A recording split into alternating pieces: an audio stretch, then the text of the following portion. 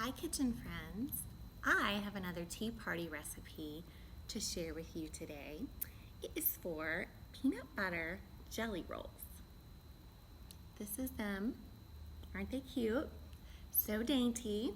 And I think it's pretty how you can see the jelly swirl. You can leave the peanut butter out. You can use whatever type of jelly you like. And you can eat them anytime.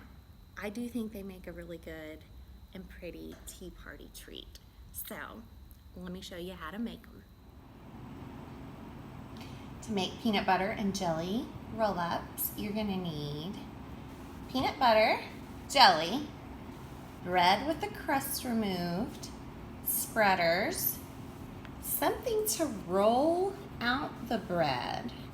So the first thing you do after an adult has cut the crust off of a piece of bread is, if you've got a rolling pin, and I just so happen to have this little tiny one, we're gonna roll our bread and make it really thin. So we're gonna start with a really thin layer of peanut butter.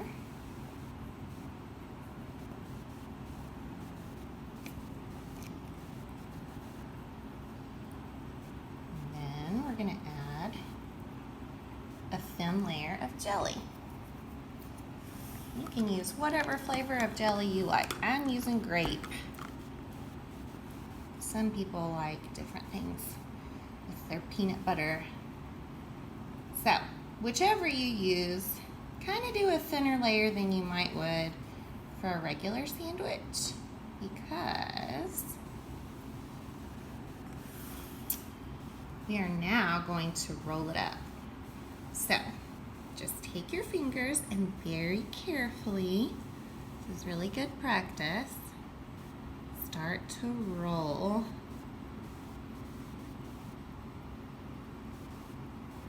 And voila! If you ask me, that's just a lot more fun to eat than a regular sandwich. But to make it even daintier, if you cut it in half, and then you've got these really tiny, cute sandwiches.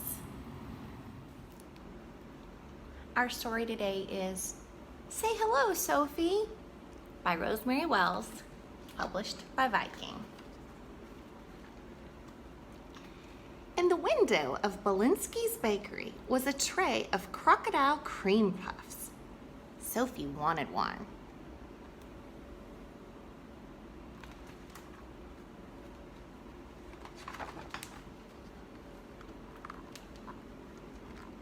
"Hello, darlings," said Mrs. Belinsky to Sophie and Jane. "What do we say, Sophie?" asked Sophie's mama. The word hello was stuck in Sophie's mouth. Mrs. Belinsky gave Sophie a crocodile anyway, and one for Jane.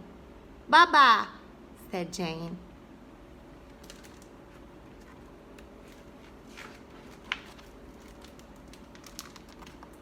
The words thank you wouldn't come out.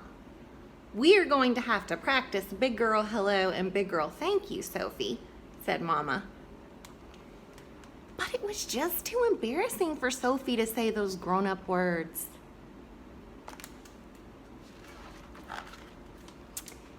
After lunch, Daddy took Jane and Sophie for a hike. "Hello, everybody," said the park ranger. "Say hello, please, Sophie," said Daddy. But Sophie couldn't say hello. The ranger gave Sophie a junior wolf badge. "What do we say, Sophie?" asked her daddy.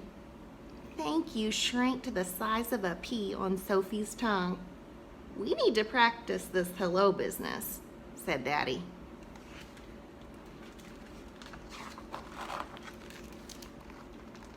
Sophie had to practice saying hello to Jane.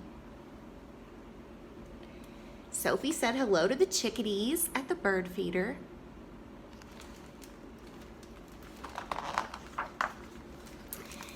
Sophie said hello to George Washington in the park. "Will the hello practice work?" asked Sophie's daddy. "I'm not holding my breath," answered Sophie's mama. the library, Miss Biblio said a cheerful, "Hello, Sophie." "What do we say, Sophie?" said Sophie's mama, but Sophie could not quite say hello. "Please and thank you" also vanished into thin air. Reading behind the library encyclopedias was Granny. Granny overheard the whole thing. That night was Mama and Daddy's date night. Granny was coming to babysit.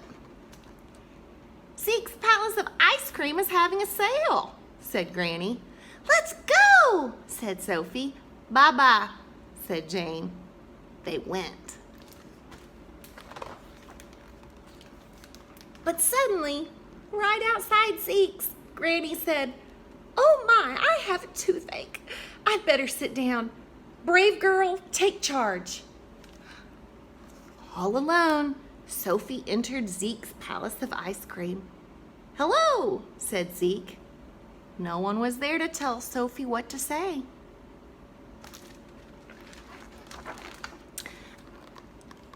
"Hello," said Sophie. 2.5 strawberry surprises, please." "Coming right up," said Zeke. "Thank you," said Sophie. "Goodbye," said Zeke. "Come again." "Goodbye," said Sophie.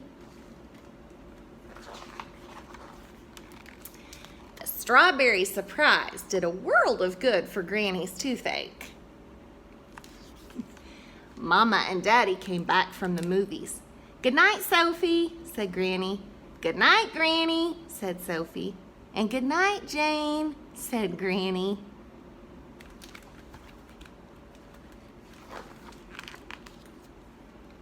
"Hello," said Jane. Baby sister right there, the end. I think baby sister learned from her big sister about saying hello. And do you ever feel shy to say hello or thank you or please for things? Those are part of having good manners. And so sometimes it takes a little practice, but those words go a long way. All right. I also want to suggest this book here, Rules of the Wild by Bridget Levin. It's an unruly book of manners. It's funny, and it's got animals in it, and it's silly, so it's a good one.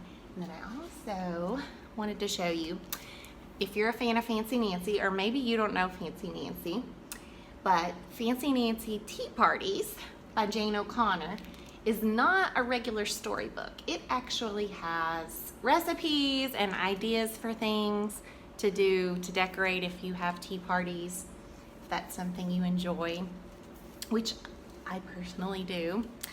So those are my book suggestions for today, and that's all the time I have, so I'll see you next time.